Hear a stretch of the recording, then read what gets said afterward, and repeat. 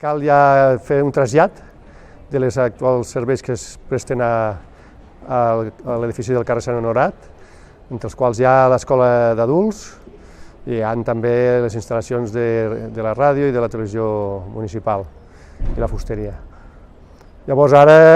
aquests dies ja estem traslladant tot el que és el mobiliari de l'escola d'adults. Les classes, o sigui, el servei educatiu que es donava fins ara a Sant Honorat es donarà provisionalment i temporalment en altres indrets, ho hem focalitzat en 3 llocs. Un seria l'espai jove,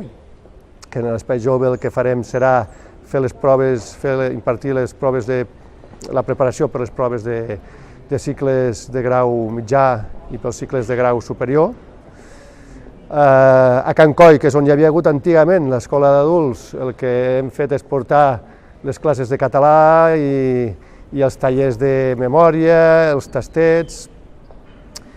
i després el que és l'Institut Benaprés ens deixa temporalment poder impartir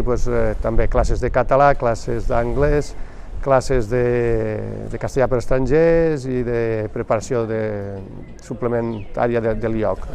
Les obres començaran d'aquí aproximadament poques setmanes, molt poques, quan s'acabi tot el procediment de contractació, que és l'adjudicació de l'obra i la signatura del contracte, i les obres han de durar 8 mesos i mig, perquè totes les empreses que han concursat, totes han presentat ofertes en què en 8 mesos i mig feien l'obra i, per tant, al mes de desembre haurien d'acabar les obres. En un origen la ràdio havia estat a